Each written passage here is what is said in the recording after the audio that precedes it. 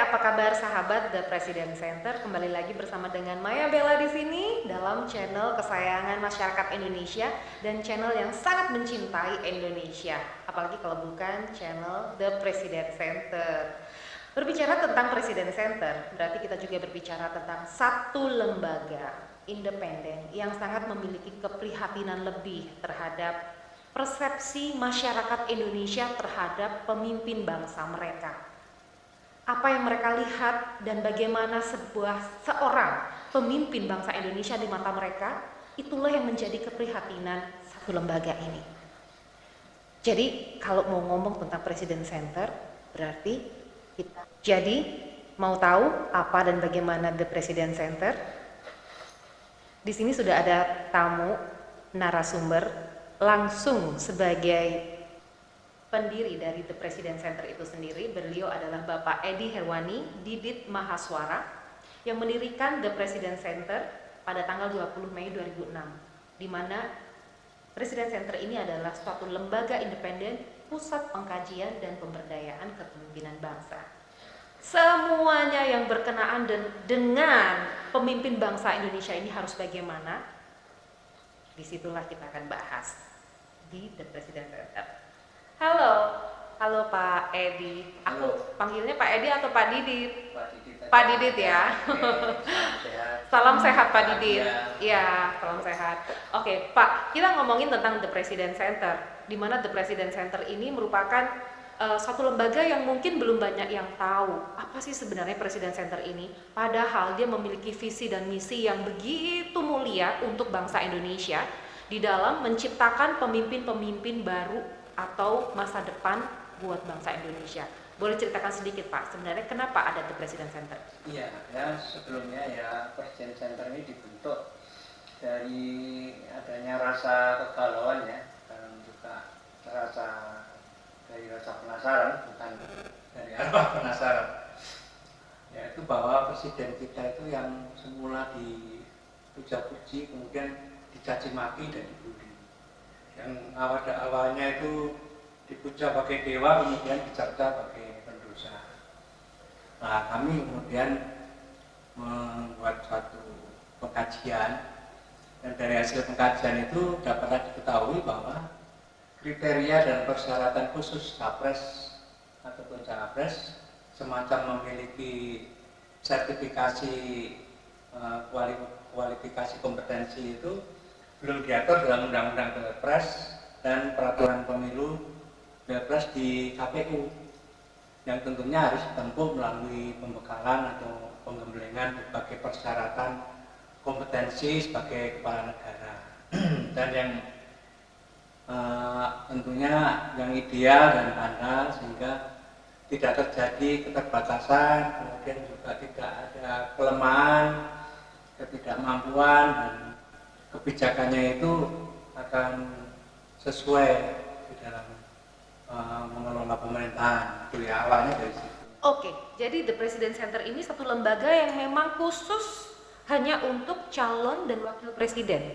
Calon presiden dan wakil presiden, calon presiden dan wakil presiden. Ya, namun demikian kita juga memberikan suatu pembekalan dan juga menyampaikan kompetensi. Ada 55 plus 1 kompetensi untuk para pemimpin dari tingkat kepala desa tentunya sampai ke level presiden, calon presiden. Mulai dari kepala desa sampai ke presiden. Ya.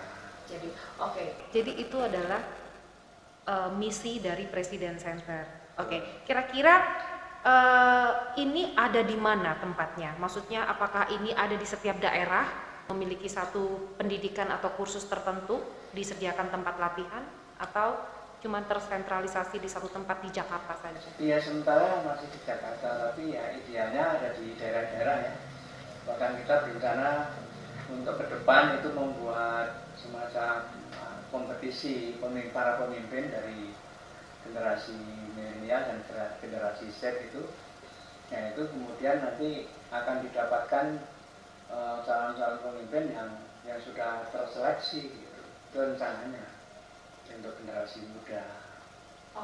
Jadi semua masyarakat Indonesia itu memiliki kesempatan untuk menjadi pemimpin dan bisa memiliki kesempatan digembleng ya istilahnya Pak di lembaga ini ya Pak ya, supaya kalau jadi pemimpin benar-benar pemimpin yang akhirnya dari awal sampai terakhir dia dihargai, jangan dari awal dihargai terakhirnya dibully. Oke, jadi untuk The President Center ini dengan tujuannya yang sangat mulia ini, dia memiliki visi menjadi lembaga yang berperan serta untuk mengatasi krisis kepemimpinan ya Pak ya. Karena kepemimpinan di bangsa ini seperti yang tadi kita bilang bahwa pertama-pertama dia dibully, sanjung-sanjung, dipuji-puji, terakhir dibully gitu kan gitu. Dan itu yang kita harapkan untuk di masa yang akan datang supaya memiliki pemimpin yang benar-benar dapat dihargai dan handal untuk bangsa Indonesia ini. Dan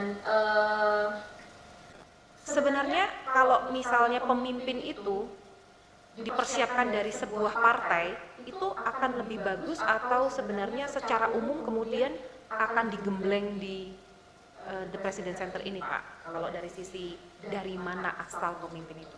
Sebetulnya di partai itu ada di bank.